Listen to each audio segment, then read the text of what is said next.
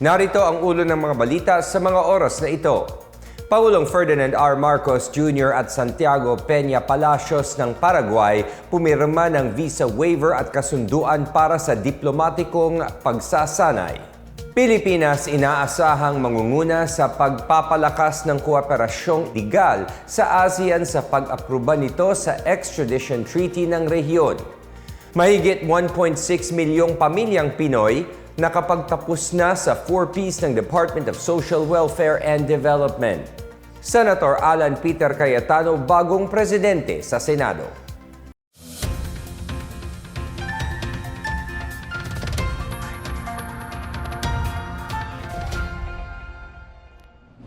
Ako si William Theo para sa PNA Headlines. Pinirmahan ni Pangulong Ferdinand R. Marcos Jr. at Santiago Peña Palacios ng Paraguay ang dalawang kasunduan na magpapalakas ng ugnayan at kooperasyon sa pagitan ng Paraguay at Pilipinas.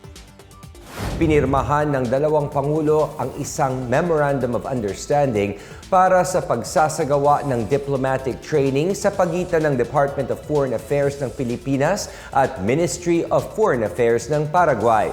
Nagkasundo rin ang dalawang pinuno na i-waive ang mga visa requirement para sa mga may hawak na ordinary passport. Inaasahang dadami ang mga turista at negosyanteng bibisita sa parehong bansa kapag hindi na kailangan ng visa. Ang pagbisita ni Peña ang unang beses na dumalaw sa Pilipinas ang isang Pangulo ng Paraguay mula nang bumuo ang dalawang bansa ng diplomatikong ugnayan noong December 12, 1962. Sa ginanap na bilateral meeting sa Malacanang kaninang umaga, pinag-usapan ng dalawang Pangulo ang pagpapalawak ng kooperasyon sa kalakalan, seguridad sa pagkain, renewable energy at regional connectivity. Ayon kay Peña, itinuturing ng Paraguay ang Pilipinas bilang daan para makapasok sa merkado ng Southeast Asia. Umaasa siyang magkaroon ang rehiyon ng malalim na pagkakaintindihan sa South America.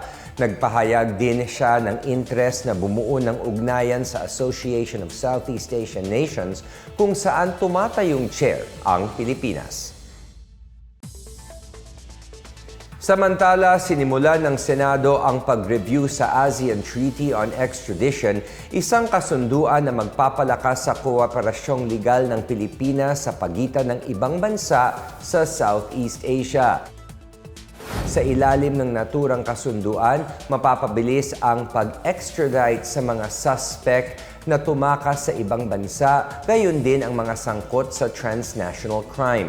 Sa pagdinig ng Senate Committee on Foreign Relations, sinabi ni Justice Chief State Counsel Dennis Arvin Chan na posibleng ang Pilipinas ang unang miyembro ng Association of Southeast Asian Nations na magpapatibay sa kasunduan na unang pinirmahan noong November 2025. Sa ngayon, Indonesia at Thailand pa lang ang mga kapwa-miyembro ng ASEAN kung saan may extradition treaty ang Pilipinas. Dagdag ni Chan, tataas sa 21 ang mga bansang may extradition treaty ang Pilipinas sa buong mundo. Ayon naman kay Foreign Affairs Deputy Assistant Secretary Anthony Mandap, inaasahang makukumbinsin ng Pilipinas ang iba pang miyembro ng ASEAN na pagtibayin ng mabilis ang naturang extradition treaty.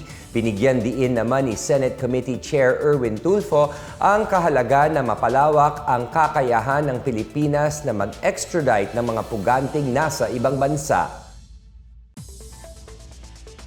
Pumalo sa mahigit 1.6 milyong pamilyang Pilipino ang nakaahon sa hirap at nakapagtapos sa Pantawid Pamilyang Pilipino Program or 4Ps ng Department of Social Welfare and Development.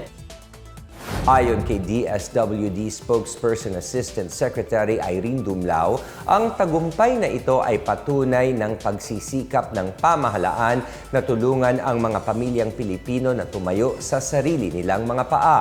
Bilang pagkilala, nagsagawa ang ahensya kasama ang mga lokal na pamahalaan ng Pugay Tagumpay Graduation and Exit Ceremony upang parangalan ang pagsisikap at dedikasyon ng mga graduate beneficiaries para makamit ang self-sufficiency. Binigyan sila ng sertipiko ng pagkilala bilang ebidensya na umunlad ang kanilang pamumuhay. Ipinagkaloob din ang kanilang mga case folder sa kani-kanilang local government units upang matiyak ang tuloy-tuloy na suporta sa kanilang pag-asenso. Sa kabuuang bilang, pinakamaraming pamilya na gumraduate ay mula Cordillera Administrative Region na may mahigit 174,000 na sinundan ng National Capital Region na may lagpas 141,000 at Ilocos Region na mahigit 129,000 na pamilya.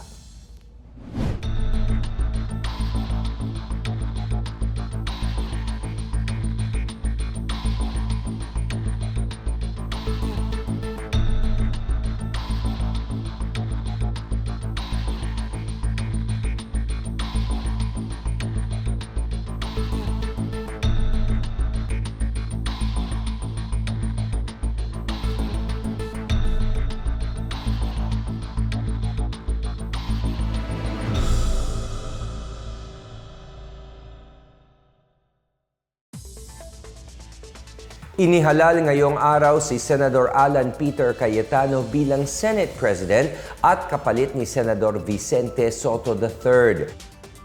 Pinagbotohan ang pagpapalit ng Senate President sa gitna ng pagsusulong ng Kamara sa pag-impeach kay Vice President Sara Duterte. Bago ang botohan, ibinalita ni Cayetano na nanawagan ang 13 senador para sa pagpapalit ng liderato. Nagpasalamat naman si Cayetano kay Sotto sa kanyang pamumuno sa kabila ng pagkakaiba nila ng pananaw sa maraming bagay.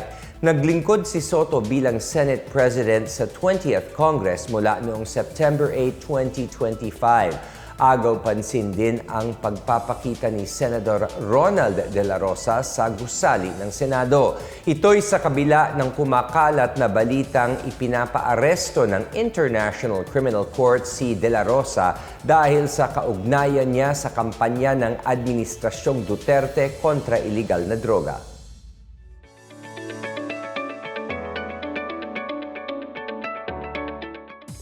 At sa balitang pangkalakalan, mahigit 30 agrarian reform beneficiaries ang makikibahagi sa inilunsad na Farm Business School or FBS ng Department of Agrarian Reform sa Barangay Humayingan, Lian, Batangas.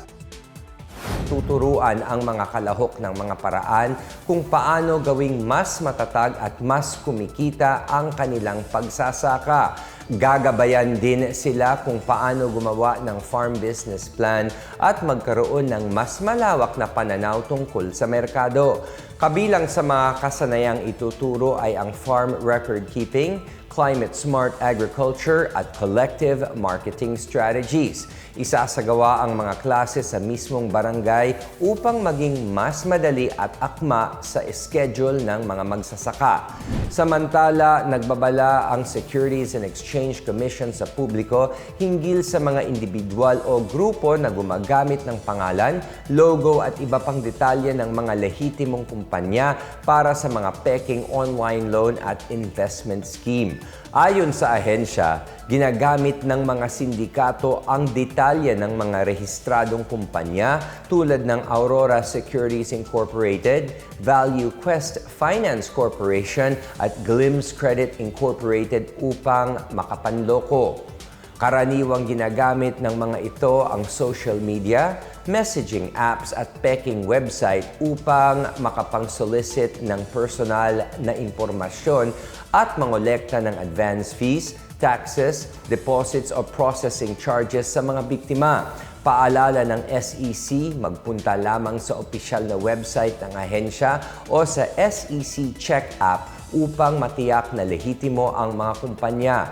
Iwasan din nila ang pagbibigay ng mga advance payments, pagbibigay ng mga personal or financial information at maging maingat sa mga kahina-hinalang offer online.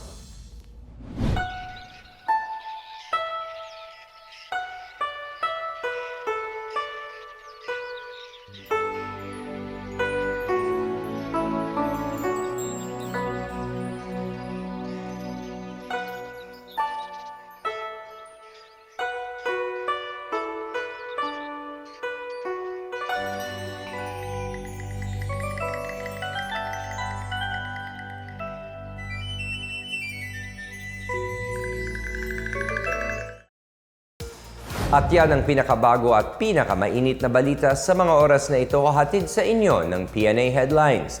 Para sa iba pang mga balita at impormasyon, bisitahin lamang ang aming website pna.gov.ph o ang aming Facebook at X account na Philippine News Agency.